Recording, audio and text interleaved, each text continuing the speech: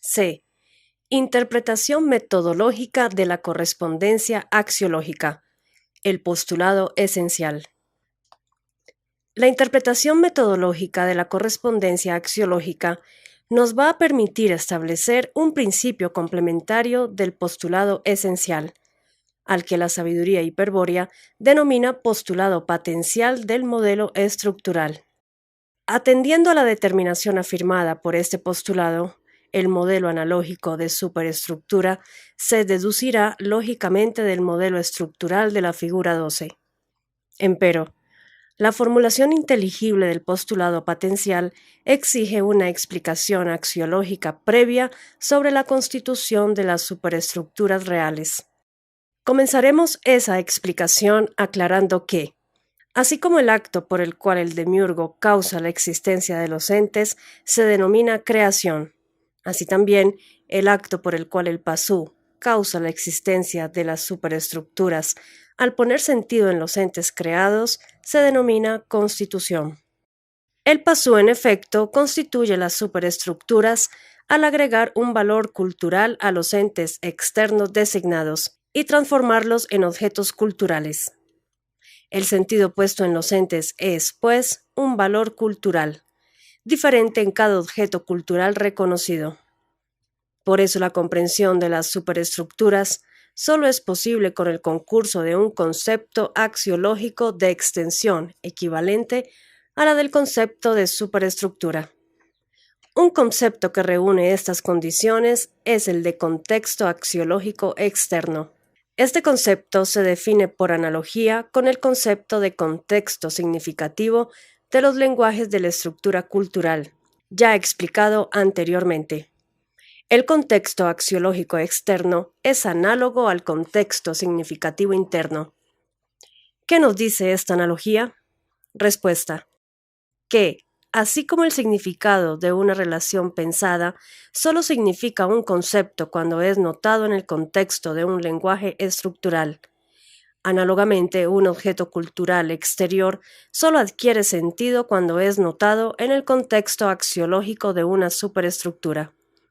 Con otras palabras, la superestructura, cuya forma se denomina cultura y su momento hecho cultural, constituye un contexto axiológico que determina el sentido de todo objeto cultural situado en su vecindad. Como veremos, esta condición de que tanto el significado conceptual como el sentido óntico requieran ser notados en sendos contextos, impone un criterio visual para la interpretación metodológica de la correspondencia axiológica. Reparemos cómo advierte el contexto axiológico a la existencia. En un primer momento solo existe el espacio físico en cuyo interior están distribuidos los entes individuales. Cada ente en su sitio dispone de un designio particular que lo individualiza y que está pronto a revelarse a la percepción del pasú como ser para el hombre. El primer movimiento del objetivo macrocósmico de la finalidad, figura 73, establece una correspondencia nociológica entre el ente exterior y la estructura cultural, mediante el cual el designio es esquematizado y contenido en una relación. A una esfera óntica corresponde un enlace cilíndrico de la estructura cultural. Evidentemente, el espacio físico y su población de entes es lo dado a la percepción del pasú, un mundo exterior existente a priori de toda intuición sensible. Lo dado, el espacio físico y los entes, es lo creado por el demiurgo. Con el segundo movimiento del objetivo macrocósmico de la finalidad, figura 73, el pasú establece una correspondencia axiológica entre la estructura cultural y los entes externos, a los que pone sentido y transforma en objetos culturales. Hay que tener siempre presente que al decir el pasú, nos estamos refiriendo en general a la comunidad pasú, puesto que la constitución de una cultura externa es una obra colectiva. Los entes externos se hallan a priori distribuidos en el espacio físico. El concepto significativo expresado por el pasú transforma a los entes en objetos culturales y al espacio físico en espacio cultural.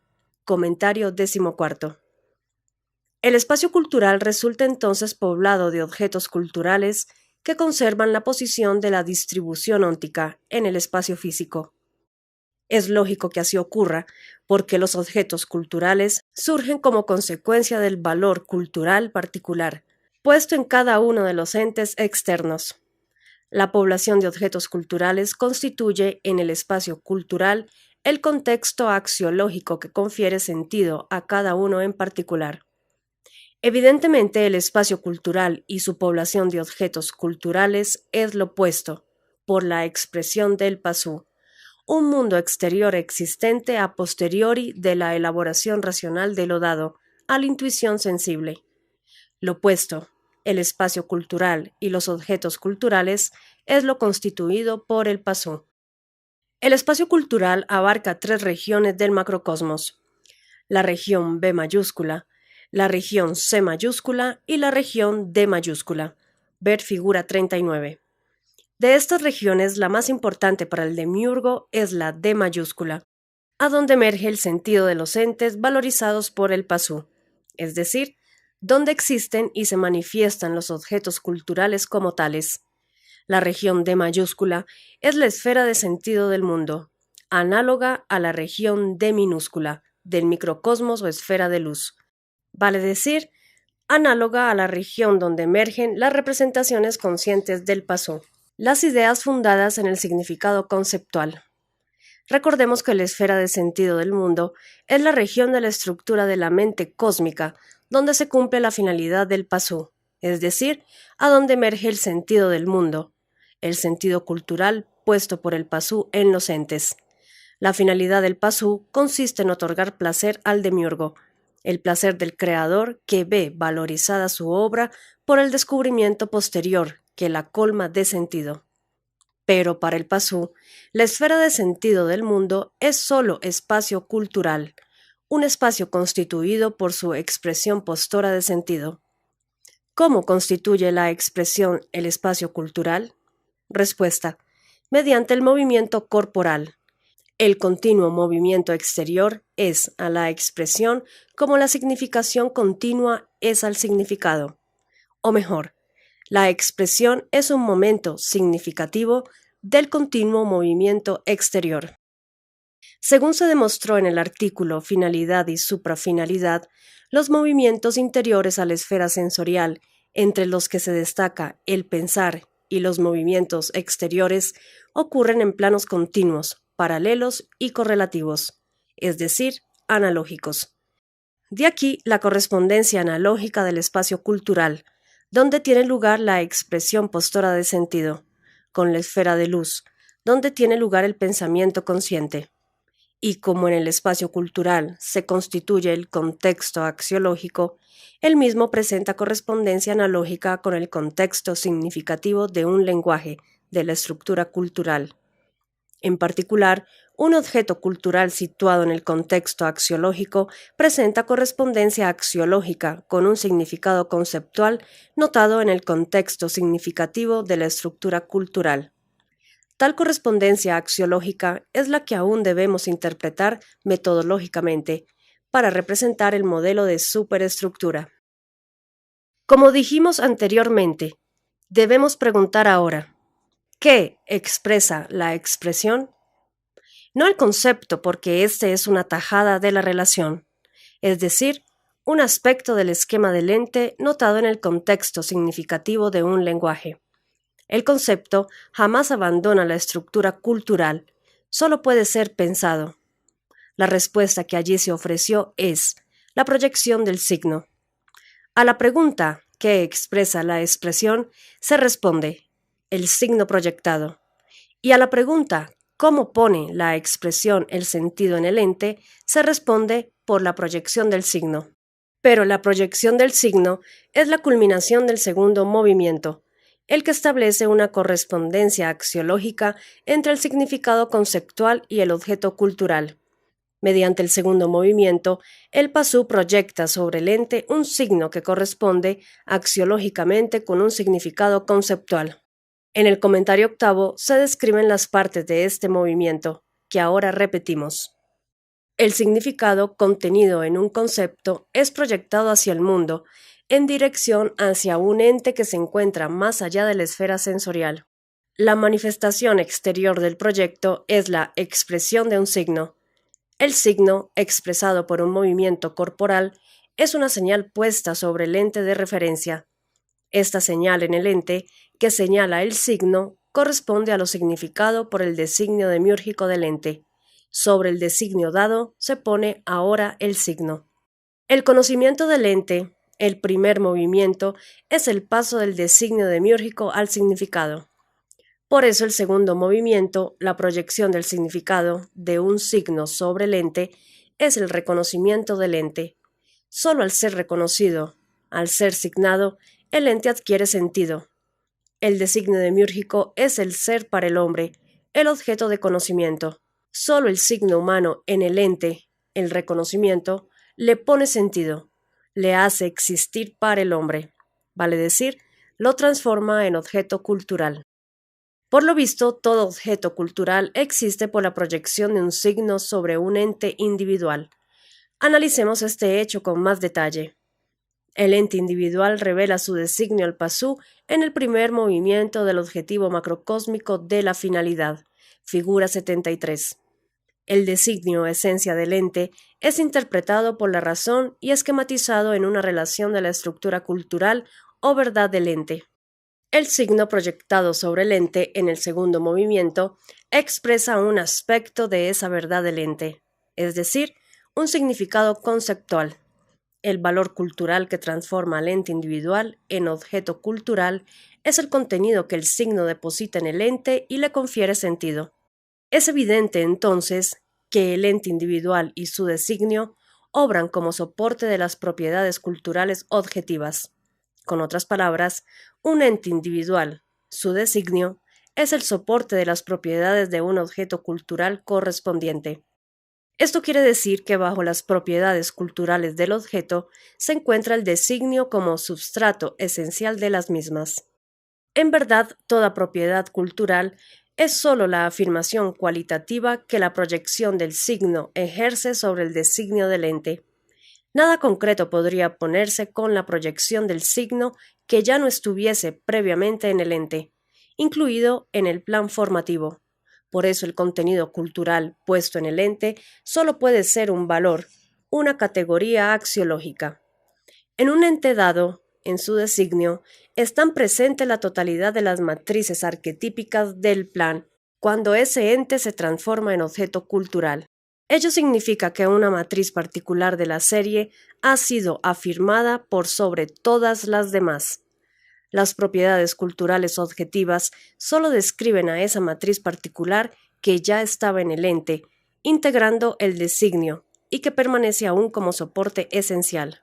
Según se demostró en el artículo E11, para el caso del caballo óntico, pero que puede hacerse extensivo para cualquier otro ente, lo que primero se conoce de un ente designado es la matriz esencial, aunque todo el designio es esquematizado en un enlace cilíndrico o relación. La correspondencia nociológica determina que la matriz esencial se codifique en un lenguaje habitual o idioma sociocultural, como concepto habitual. Comentarios 18º y 19. El concepto habitual es normalmente horizontal, y por lo tanto su significado es el primero notado cuando el sujeto se refiere a su relación o esquema. De este hecho se desprenden dos importantes conclusiones: que un significado expresado en lenguaje habitual solo puede corresponder a un concepto habitual, y que, si un concepto habitual presenta correspondencia nociológica con una matriz esencial, su expresión sobre el designio del ente ha de afirmar a esa matriz esencial. Se comprende ahora por qué las propiedades culturales están soportadas por el designio del ente, porque en el segundo movimiento, al expresar el significado conceptual, lo que se proyecta en realidad es el significado del concepto habitual, y este significado, puesto sobre el designio, no es más que la afirmación de la matriz esencial correspondiente. Así, la matriz esencial emerge por sobre las restantes matrices arquetípicas y se torna visible para el reconocimiento cultural. mas tal emergencia ocurre en el contexto axiológico de los restantes objetos culturales, y ello le confiere el sentido particular que lo caracteriza. El signo proyectado sobre el ente, que transforma este objeto cultural, tiene la capacidad de la matriz esencial y el significado del concepto habitual. Su proyección afirma a la matriz esencial y la hace emerger con sentido cultural. Mas, ¿a dónde emerge el objeto cultural? Respuesta. El ente individual se encuentra naturalmente en la región B mayúscula, es decir, en el mundo astral. La proyección del signo impulsa a la matriz esencial a manifestarse en la región D mayúscula, es decir, en la esfera de sentido del mundo, con lo que el ente pasa a ser objeto cultural. Inversamente, todo objeto cultural cuyo sentido emerge en la región D mayúscula está soportado esencialmente por un ente individual situado en la región B mayúscula. El valor cultural depende de esta emergencia, de cuánto surge la matriz esencial en la esfera de sentido del mundo.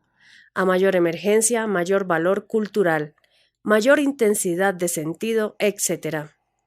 En consecuencia, el segundo movimiento consiste en la correspondencia axiológica entre el concepto habitual de un sistema de la estructura cultural y la matriz esencial del designio de un ente externo individual. Para incorporar este hecho al modelo estructural, debemos advertir que el segundo movimiento es la respuesta al primero, y que éste está determinado por el postulado esencial. En la figura 46 se representó el postulado esencial, el cual establece que a una esfera óntica como modelo de designio del ente corresponde un enlace cilíndrico en la estructura cultural, como modelo del esquema o verdad del ente. Pero, como el designio consiste en un plan compuesto por una serie de matrices arquetípicas, la analogía exige que la esfera óntica esté compuesta por una serie de esferas concéntricas correspondientes. La esfera óntica es así una esfera estratiforme. La percepción de esta esfera o designio del ente durante el primer movimiento produce un enlace cilíndrico integrado por un haz de planos axiales, cada uno de los cuales representa el significado conceptual de una matriz arquetípica. Tal como se ve en la figura 46, el concepto habitual es el concepto tajada normalmente horizontal, cuyo plano AB mayúscula es paralelo al plano de significación STT. Relacionando la figura 46 con la 73, es fácil comprender que la primera en realidad representa analógicamente a la correspondencia nociológica, establecida por el primer movimiento entre el designio de un ente externo y su esquema en la estructura cultural. Por eso a la izquierda, en la región B mayúscula, hay una esfera estratiforme, y a la derecha, en la región B minúscula, hay un enlace cilíndrico conteniendo un haz de planos axiales.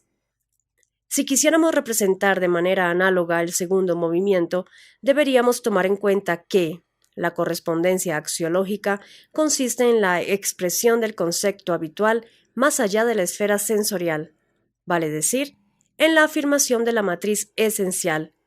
Metodológicamente, esta condición se formula como el postulado patencial del modelo estructural.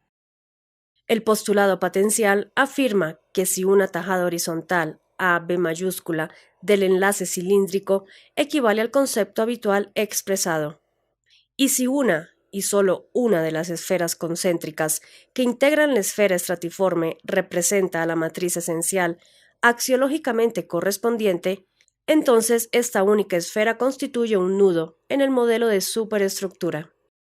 El postulado patencial se ha representado analógicamente en la figura 74, la cual debe ser cotejada con la figura 46 para su mejor comprensión. La línea de segmentos que divide el plano de la figura 74 señala el límite microcósmico de la esfera sensorial. A la izquierda, en el espacio cultural, la matriz esencial afirmada por la proyección del signo emerge en la región D mayúscula del macrocosmos. El ente se torna axiológicamente visible como objeto cultural.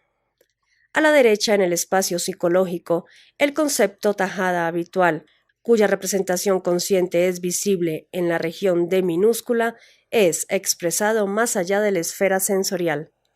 El signo que representa el significado conceptual será proyectado sobre el designio del ente y afirmará a la matriz esencial. En síntesis, el signo expresa el significado del concepto habitual. La proyección del signo sobre el designio del ente afirma la matriz esencial y le confiere valor cultural. El ente se transforma en objeto cultural, en soporte de propiedades culturales. La matriz esencial emerge entonces con un sentido particular determinado por el contexto axiológico de los restantes objetos culturales que pueblan el espacio cultural. El postulado patencial exige que tal matriz emergente, cuya patencia hace del ente un objeto cultural, se represente por una esfera analógica y que la misma ocupe el lugar de un nudo en el modelo de superestructura. Esta interpretación metodológica de la correspondencia axiológica nos va a permitir, como ya lo habíamos adelantado, deducir el modelo de superestructura a partir del modelo estructural de la figura 12. D. Modelo analógico de superestructura. El postulado esencial del modelo estructural afirma que a una esfera óntica estratiforme, como modelo del designio del ente, corresponde nociológicamente un enlace cilíndrico de planos axiales en la estructura cultural, como modelo de la verdad del ente. El postulado patencial del modelo estructural afirma que a un plano horizontal del enlace cilíndrico de la estructura cultural, como modelo del concepto habitual, corresponde axiológicamente un nudo óntico esférico simple de la superestructura, como modelo de la matriz esencial emergente en el objeto cultural. La comprensión conjunta de ambos postulados nos revela una importante condición. A un enlace del modelo de estructura cultural corresponde un nudo en el modelo de superestructura. Esta condición determina que entre ambos modelos exista una relación de simetría inversa. Ahora bien, hay un carácter real, común a los objetos culturales y a las representaciones conscientes de objetos culturales, que no pueden quedar ausentes en los modelos respectivos. La incorporación de ese carácter impone un criterio visual en la calificación de la relación señalada, por lo que la sabiduría hiperbórea la denomina simetría patencial inversa. El examen de la figura 74 demuestra claramente tal carácter común. Tanto el concepto habitual como el objeto cultural presentan en común la cualidad de que su existencia está asociada a su aparición. El concepto habitual o cualquier concepto tajada solo existe para el sujeto anímico cuando es notado, cuando su significado se hace visible, cuando su representación emerge en la esfera de luz, etc. El objeto cultural, por su parte, solo existe como tal cuando es reconocido, es decir, cuando su valor cultural es evidente para los miembros de la comunidad cultural. El existir de un objeto cultural consiste en su aparecer, lleno de sentido, o en su estar evidente. Comprobamos así que, a pesar de corresponder uno a un enlace y el otro a un nudo, ambos seres presentan el carácter común de su existencia patente. El rigor metodológico exige que las cualidades reales se contemplen en los modelos estructurales, para que éstos correspondan lo más exactamente posible con la realidad que representan. El carácter mencionado debe, pues, estar presente en el modelo de estructura cultural y en el modelo de superestructura, por lo que vamos a suponer implícitamente la visibilidad manifiesta del concepto habitual y del objeto cultural representados en los modelos respectivos. Tanto el concepto de tajada del enlace cilíndrico de la estructura cultural como el nudo de la superestructura deben considerarse patentes. El primero patente para la aprehensión inteligible del sujeto anímico y el segundo patente para la percepción sensible del pasó. Entre ambos modelos se verificará así una relación de simetría patencial inversa. Un modelo de estructura como el de la figura 12 se compone de nudos y enlaces. Sabemos por el postulado patencial que los nudos de la superestructura consisten en objetos culturales y que los mismos pueden ser representados en un modelo por esferas equivalentes.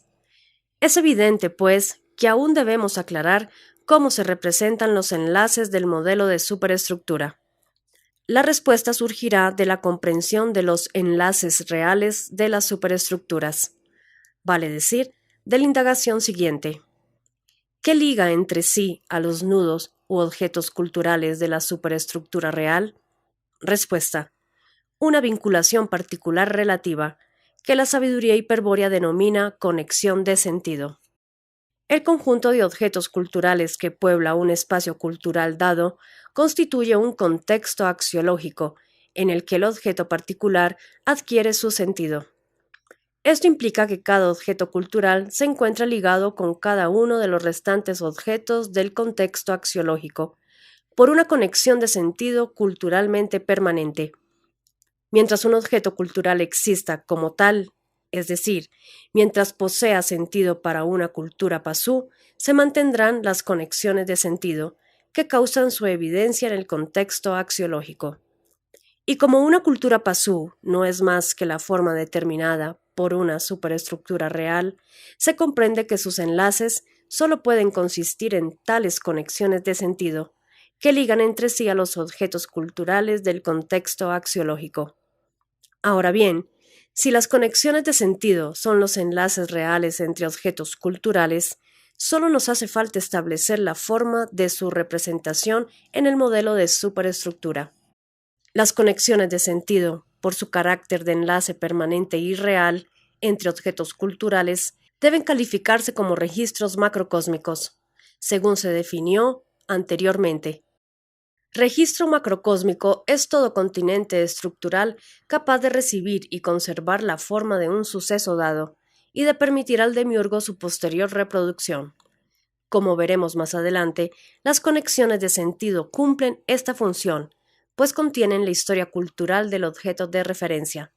Por eso la sabiduría hiperbórea las denomina registros culturales.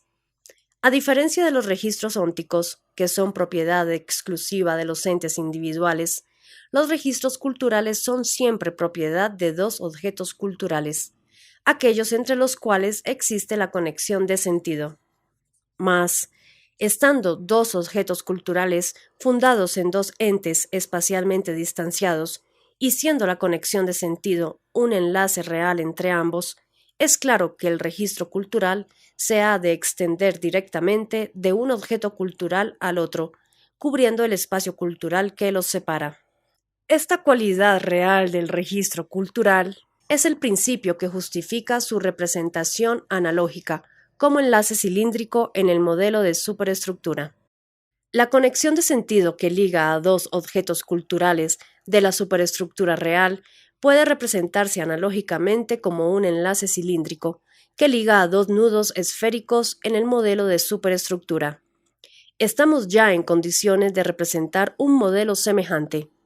Sin dudas, el modelo de la figura 12 serviría adecuadamente para este fin, si no fuese porque no conviene en absoluto representar a la superestructura independientemente de la estructura cultural.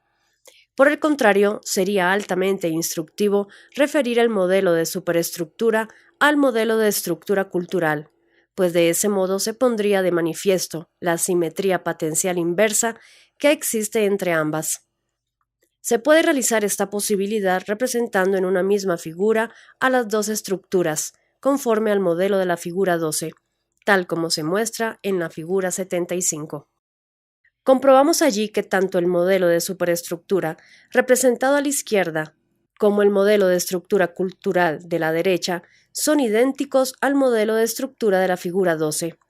Empero, entre las dos se verifica una relación de simetría potencial inversa. En la estructura cultural, el lugar de los nudos está ocupado por principios, cuya potencia pasiva los torna invisibles para el sujeto anímico. Según vimos en la primera parte, los principios son irrepresentables. Por el contrario, el lugar de los enlaces está ocupado por relaciones cuya potencia activa permite su representación consciente, siempre que el sujeto lo requiera. Las relaciones son, en todo caso, visibles para el sujeto anímico. En la superestructura, el lugar de los nudos está ocupado por objetos culturales, cuyo sentido los torna visibles para los miembros de la comunidad sociocultural. Por el contrario, en el lugar de los enlaces, existen los registros culturales, las conexiones de sentido que son invisibles porque permanecen bajo el umbral del sentido. Ver figura 39. Es evidente la simetría patencial inversa. En la estructura cultural, los nudos son invisibles, y en la superestructura, los nudos son visibles. En la estructura cultural, los enlaces son visibles, y en la superestructura, los enlaces son invisibles. E. Estudio analógico de las superestructuras. El modelo de superestructura desarrollado en los artículos anteriores y expuesto gráficamente en la figura 75 posibilita la visión analógica de las superestructuras reales que nos habíamos propuesto obtener al comenzar el inciso. En adelante, al referirnos a las superestructuras reales, lo haremos siempre a través de este modelo, o tomando en cuenta las conclusiones que de él se desprenden. Particularmente valiosa, por ejemplo, es la colaboración que el modelo presta a una explicación detallada del concepto de registro cultural, concepto que solo puede explicarse analógicamente, puesto que el registro cultural es invisible para el sujeto anímico. El iniciado hiperbóreo, sin embargo, dispone de una facultad de anamnesia, que le permite explorar los registros culturales y conocer la historia de los objetos culturales de referencia. Para evidenciar el poder de esta facultad a virias no iniciados, para quienes los registros culturales son efectivamente invisibles, será inevitable recurrir al modelo de superestructura a fin de explicar previamente el concepto de registro cultural. Es lo que haremos a continuación. En el presente artículo explicaremos el concepto de registro cultural con la ayuda del modelo de la figura 75. En el próximo, estudiaremos la facultad de anamnesia de los iniciados hiperbóreos. E1. Correspondencia analógica entre el modelo de superestructura y la superestructura real. Siendo el modelo de superestructura una representación analógica de la superestructura real, las conclusiones que de su examen extraigamos presentarán correspondencias con características, cualidades o propiedades de la misma. Las principales correspondencias se han sintetizado en la tabla de la figura 75 bis. El primer paso será explicar cada una de tales relaciones para aclarar el contexto en que debe ser comprendido el concepto de registro cultural.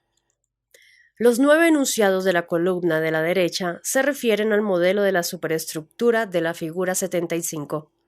En tanto que los 9 de la columna izquierda reflejan propiedades correspondientes de una superestructura real. Las 3 primeras correspondencias pueden considerarse como principios axiomáticos del modelo de superestructura. Estos principios ya han sido suficientemente explicados y justificados en los artículos precedentes, por lo que aquí, salvo el tercero, solo nos limitaremos a repetir su definición. El principio primero es la tesis fundamental del modelo de superestructura, de la cual se derivan todos los razonamientos posteriores. Ella afirma simplemente que el modelo de superestructura corresponde analógicamente con toda superestructura real. El principio segundo expresa el postulado patencial del modelo estructural, y es evidente su carácter axiomático. Afirma que, a un nudo del modelo de superestructura corresponde un objeto cultural de la superestructura real. El principio tercero recibe su fundamentación real en las conexiones de sentido que ligan entre sí a los objetos culturales. Como tales relaciones dan lugar a los registros culturales, sin discutir la validez del principio, el mismo será explicado nuevamente con mayor detalle más adelante.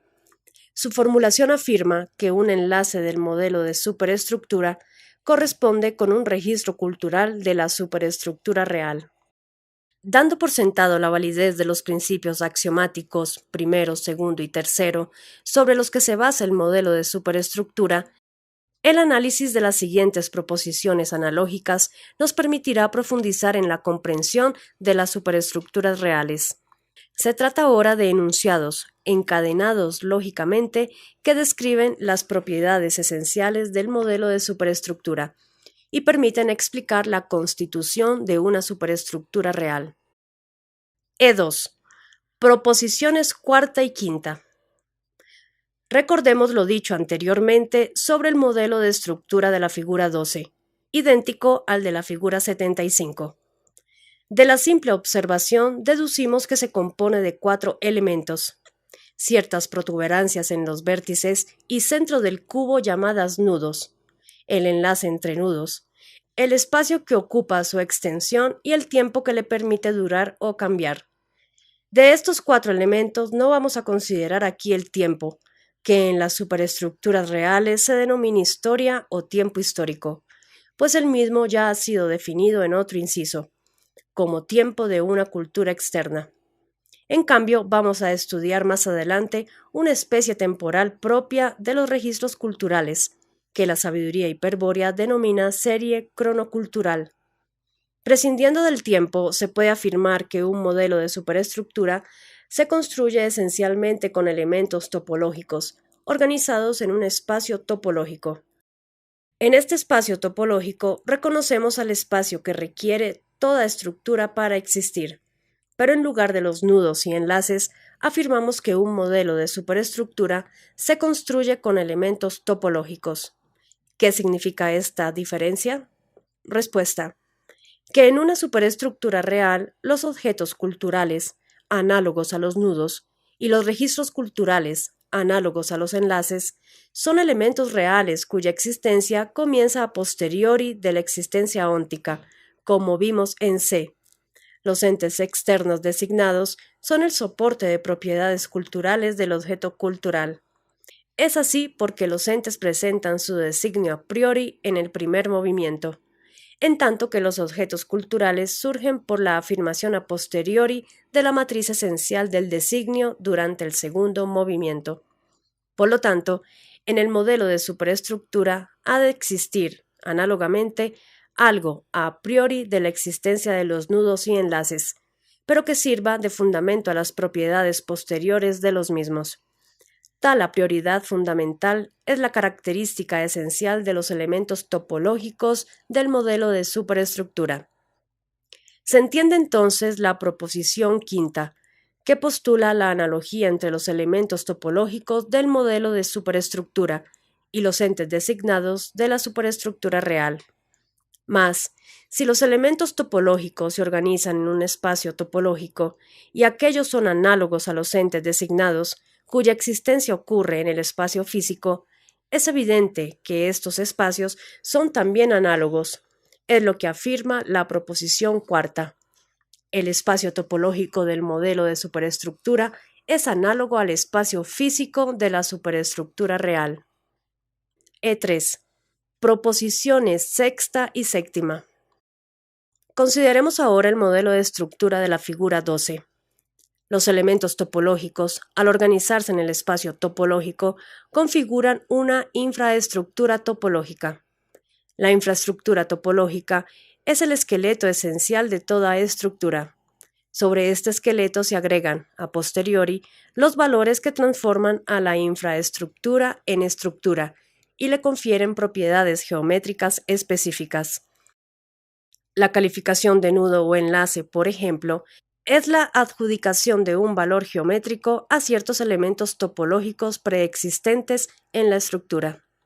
Con otras palabras, la infraestructura topológica soporta las propiedades geométricas de la estructura. Aplicando estas definiciones al modelo de superestructura de la figura 75 y trazando correspondencias con la superestructura real, llegamos a comprender la proposición sexta. En efecto, si la infraestructura topológica se compone de elementos topológicos análogos a los entes designados, estos han de integrar análogamente una infraestructura óntica. Vale decir, los entes designados al organizarse en el espacio físico configuran una infraestructura óntica. Naturalmente, tal como lo declara la proposición sexta, la infraestructura topológica del modelo de superestructura es análoga a la infraestructura óntica de la superestructura real. Ahora bien, ¿qué es realmente una infraestructura óntica? Respuesta: el esqueleto esencial que soporta las propiedades culturales de la superestructura real. Explicaremos esta respuesta. Los entes designados que se hallan distribuidos en el espacio físico conforman una infraestructura óntica.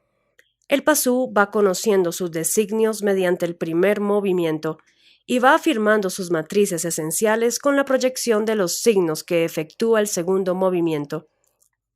Los entes se transforman así en objetos culturales y emergen con propiedades específicas más allá del umbral del sentido. En verdad, los entes permanecen equilibrados en su sitio, pues lo que emerge es un contenido axiológico puesto en ellos por la expresión del pasú. Este contenido axiológico es un valor cultural agregado a los entes preexistentes, que por eso actúan como soporte de propiedades culturales. Se entiende entonces que, análogamente al modelo de superestructura, la infraestructura óntica es un esqueleto esencial de la superestructura real. Sobre este esqueleto se agregan a posteriori los valores que transforman a la infraestructura en superestructura y le confieren propiedades culturales específicas. La calificación de objeto cultural o registro cultural, por ejemplo, es la adjudicación de un valor cultural a ciertos entes designados preexistentes. Con otras palabras, la infraestructura óntica soporta las propiedades culturales de la superestructura real. Es evidente ahora el enunciado de la proposición séptima. El valor geométrico agregado a un elemento de la infraestructura topológica es análogo al valor cultural afirmado sobre un ente de la infraestructura óntica. E4. Proposición octava. El espacio topológico en cuyo seno se organiza la infraestructura topológica es un espacio esencialmente cualitativo, es decir, un espacio en el que solo puede calificarse a los elementos topológicos por la calidad de sus propiedades esenciales. El agregado del valor geométrico a los elementos de la infraestructura topológica transforma al espacio topológico en espacio geométrico, un espacio esencialmente cuantitativo donde tiene lugar el modelo de superestructura, es decir, un espacio donde pueden calificarse a los nudos y enlaces por su cantidad, número o medida. En el espacio geométrico, los nudos y enlaces adquieren importancia particular por su posición relativa en el modelo de superestructura. Pueden ser numerados, contados, y sus relaciones mutuas medidas con precisión. Análogamente, el espacio físico es un espacio esencialmente cualitativo, es decir, un espacio en el que solo puede calificarse a los entes designados por la calidad de sus propiedades esenciales. Tales propiedades puramente cualitativas, desde luego, consisten en el plan de los designios ónticos. La afirmación de las matrices esenciales por efecto del segundo movimiento transforma a los entes designados en objetos culturales y a la infraestructura óntica en superestructura. El espacio físico se transforma entonces en espacio cultural, un espacio cuantitativo donde el sentido de cada objeto cultural depende rigurosamente del valor cultural propio y de la medida de conexiones de sentido mutuas. Las características generales del espacio cultural han sido resumidas en el comentario 14 del artículo A. Claramente, la proposición octava sintetiza la correspondencia entre el espacio geométrico y el espacio cultural. Este es el enunciado completo. El espacio geométrico determinado por el modelo de superestructura es análogo al espacio cultural constituido por la superestructura real. Hemos pasado revista hasta aquí a las proposiciones primera a octava. La proposición novena, empero, no podrá ser abordada, pues su explicación requiere la definición de algunos conceptos previos. En los siguientes subartículos se estudiará la relación entre la infraestructura y la estructura, y la relatividad del valor geométrico. Estos conceptos nos permitirán definir el contexto geométrico de una propiedad, y este, por último, hará comprensible la proposición novena.